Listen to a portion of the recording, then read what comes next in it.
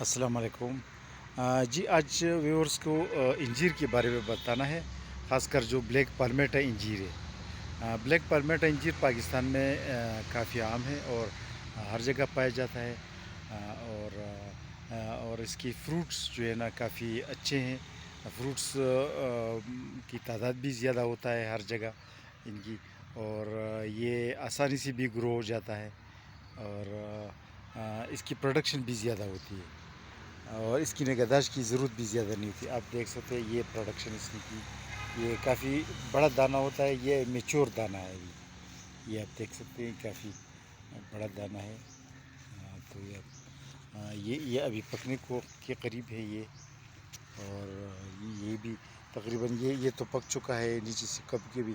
جب بعض دانہ پک جاتے تو کولا بھی ہو جاتا ہے اس طرح، لیکن یہ خراب نہیں ہے، یہ کھل تو جاتا ہے لیکن یہ خراب نہیں ہے۔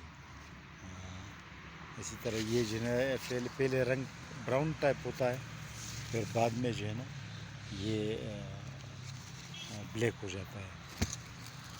یہ پوری کی دانے صحت مند ہے۔ اس پہ کوئی بھی اسپرے ہم نے نہیں کیے، کوئی بھی کسی قسم کی اسپرے وغیرہ اس پر نہیں ہے۔ اس کی دانے پھر بھی جو ہے نا ماشاءاللہ کافی اچھے ہیں۔ یہ آپ دیکھ سکتے ہیں، یہ دو دانے ہیں۔ ہاں، یہ کبھی کبھی جو ہے نا کچھ کیڑے میڑے تو کاٹ جاتے ہیں اسی طرح، یہ پھر ہم پھینک دیتے ہیں۔ تو یہ کافی جو ہے نا اوپر سے یہ بلیک پالمیٹا انجیر کا یہ دانے ہر جگہ مطلب کہ یہ بڑا پڑا ہے اوپر بھی، اور اس میں یہ خاصیت ہے کہ کچھ دانے پک جاتے ہیں، کچھ آہستہ آہستہ پکتے ہیں، پورے کی پورا نہیں پکتا، تو آہستہ پکتا ہے۔ تو اس میں یہ ایک خاصیت ہے، یہ اپنا دانہ دیکھ سکتے ہیں، آہستہ آہستہ پکتا ہے، تو اس میں یہ فائدہ ہوتا ہے کہ یہ آپ دیکھ سکتے ہیں ایک ایک دانہ ہوتا ہے اور آہستہ پکتا ہے، لیکن یہ کہ کافی جو ہے نا اب یہ جو ہے چھوٹے چھوٹے دانے جو ہے اس نے پکنا ہے، تو یہ 1 مہینہ پورا لے لیتا ہے۔ تو یہ اس نے یہ مطلب کہ یہ والا دانہ پک گیا ہے اور اس نے پکنا ہے، تو اس میں یہ بلیک پالمیٹا انجیر میں یہ فائدہ ہے کہ ایک دم نہیں پکتی، کیونکہ ایک دم پک جاتے ہیں تو پھر پورا کی پورا آپ نے خالی کرنا ہوتا ہے نا، تو وہ مشکل ہوتا ہے۔ تو اس میں سے کچھ پک جاتے ہیں، کچھ رہنے دیتے ہیں، تو اس آہستہ آہستہ پکتے، تو اسی لیے یہ اس کا ایک فائدہ ہے۔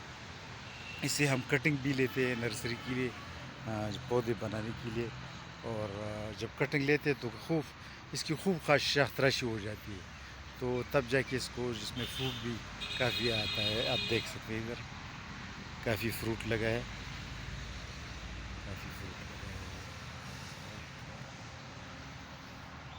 ہے، اور اس کے نیچے ہم نے گملے رکھے ہیں، یعنی اس کے نیچے سایہ ہے، لیکن نرسری کی طور پر ہم یوز کر سکتے ہیں۔